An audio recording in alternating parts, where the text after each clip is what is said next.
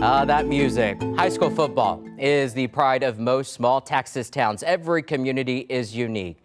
But since Saba has something no one else does, tonight Barry Davis digs into their story.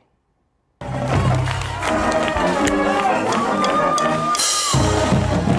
think there's 187 Eagles and 200 Bulldogs in Texas. We're the only armadillos. It's more than the name that makes San Saba High School's football team different. There's some strange things happen here every now and then, but it's been a good ride. Ronnie Schulze has coached here for 47 years. He retired a few years ago, but on game nights he's up in the box, still watching what goes on below. We're not going to move our football field. Jake Lackey played here. So did his older boys. Now Lackey's youngest is playing his senior season. You see, pride in the Armadillos runs deep. On this field, about 6 feet. It's our history. You know, we're the only ones that play on the graveyard. The official name may be Rogan Field, but around these parts, everybody knows it as something else. Welcome to the graveyard. From 1858 to 1934, Rogan Field was a cemetery. In 1935, most of the graves were moved to the city's new location. But markers at that new cemetery confirm not all of them. How many are out there? Well, if you look on any other social media network, I think I saw up to 100, but that's probably not right. It would probably be closer to 10 or 15. Headstones from that time period are all over the newer cemetery, but no one really knows for sure how many weren't moved. There's actually a couple bodies in this thing, too. There's a couple of them.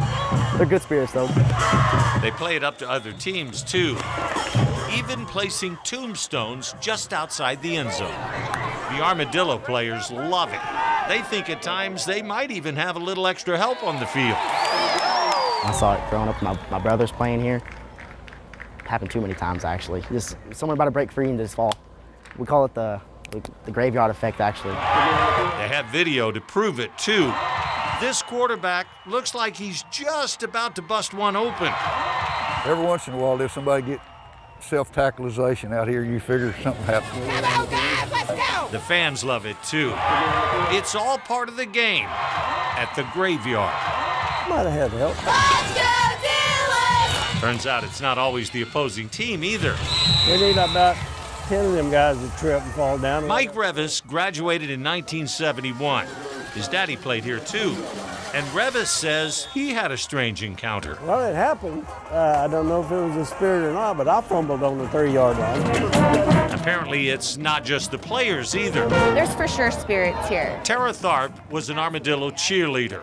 She says one night, something must have grabbed her leg. We were tumbling, a group of us were all tumbling, and we were like on our 15th back handspring, and one of us just fell, and there was nobody inside, nobody around. It wasn't one of us, it was you. It was, but I didn't want you to know that. Anybody who's played here any amount of time. That's what goes on in my head every time I do it. That someone else tripped you? Yeah. Knows this school definitely has spirit. Absolutely. We have school spirits. They help us out. That's like I say, that's the 12th man.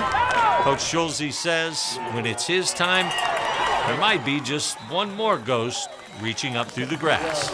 I have instructions in my will. Sprinkle a little bit of me here, a little bit at the golf course, and the rest of them at where my family's buried in Mason, Texas. So on this football field, and yes, under it, the spirit remains. In San Saba, Barry Davis, KENS 5.